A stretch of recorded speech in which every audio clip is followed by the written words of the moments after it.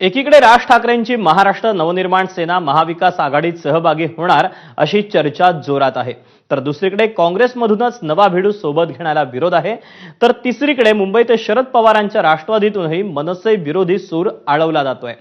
मविया आणि ठाकरे बंधूंची काही वेगळी रणनीती आकार घेतीये का, याचा आढावा घेणारा हा पुढचा स्पेशल रिपोर्ट।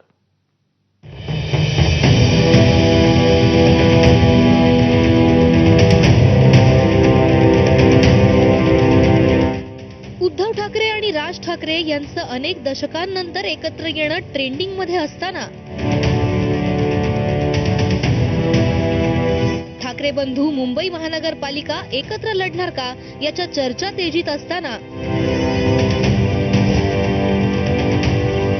महाविकास आघाडीत मनसेला सोबत घ्यायचं की नाही यावरून काँग्रेसमध्ये काथ्याकूट सुरू असताना इतके दिवस शांत असलेल्या शरद पवारांच्या राष्ट्रवादीनं काँग्रेसच्या पावलावर पाऊल टाकलंय।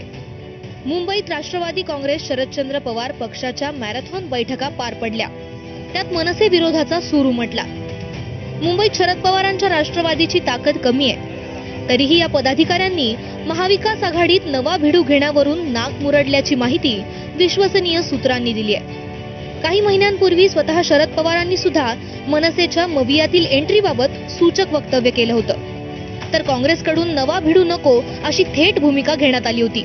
इंडिया अलायन्सच्या पार्टनरच्या सोबत चर्चा ही जाऊ शकते, त्यामुळे कुठलाही नवीन भिडू जो आहे याची आता कुठलाही प्रस्थान असल्यामुळे होण्याशी काही तिसऱ्या भिडूशी होण्याचा काही संबंध नाही। इंडिया अलायन्सच्या पार्टनरच्या सोबत चर्चा ही जाऊ शकते, त्यामुळे कुठलाही नवीन भिडू जो आहे याची आता कुठलाही प्रस्थान असल्यामुळे होण्याशी काही तिसऱ्या भिडूशी होण्याचा काही संबंध नाही। मनसेला सोबत घेण्यावरून मुंबई काँग्रेसच्या कार्यकर्त्यांनी सुद्धा काही दिवसांपूर्वी अशीच भूमिका घेतली होती।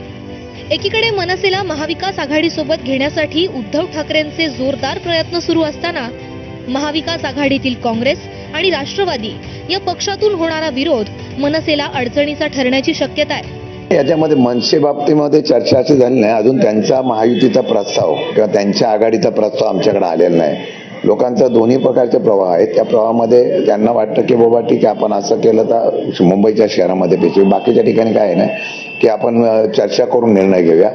मी बोललो तो प्रस्ताव तर दोन्हीकडून कुठला आला, काँग्रेसचा पण आलेला नाही आहे, महाविकास आघाडी म्हणून त्या ठिकाणी शिवसेना आणि मनसेचा पण आलेला नाही, पण दोन्हीचे प्रस्ताव आल्यानंतर पवार साहेबांनी बसून मग व्यवस्थितपणे निर्णय घेऊ।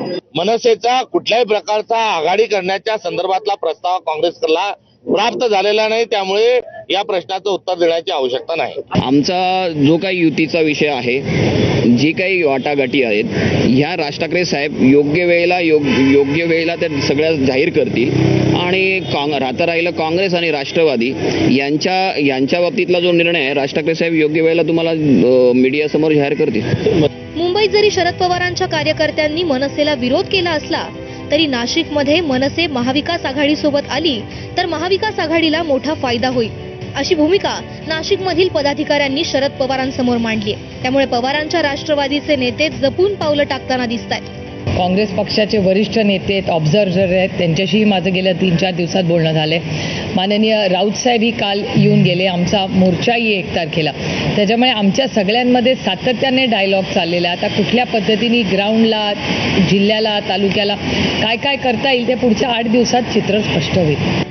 महायुती जशी कुठे एकत्र तर कुठे स्वबळावर लढण्याची रणनीती करते, तशीच रणनीती महाविकास आघाडीत सुरू आहे। त्यानुसार मुंबईत ठाकरे बंधू एकत्र लढले तर भावनिक मुंबईकर मराठी मतदार ठाकरे बंधूंकडे जाऊ शकतो, तर दलित आणि मुस्लिम हा हक्काचा मतदार काँग्रेस सोबत राहू शकतो। त्यामुळे मुंबईत वेगवेगळे लढून निकालानंतर एकत्र येण्यात मवियाचा जास्त फायदा आहे असा अंदाज बांधला जातोय। शरद पवारांच्या राष्ट्रवादीची मुंबईत ताकद कमी असली तरी महाविकास आघाडीत त्यांच्या मताला किंमत आहे। त्यामुळे शरद पवार कोणती भूमिका घेतात याकडे मनसैनिक, ठाकरेंचे सैनिक आणि मविया कार्यकर्त्यांचं लक्ष असेल। निलेश बुधावले, एबीपी माझा, मुंबई।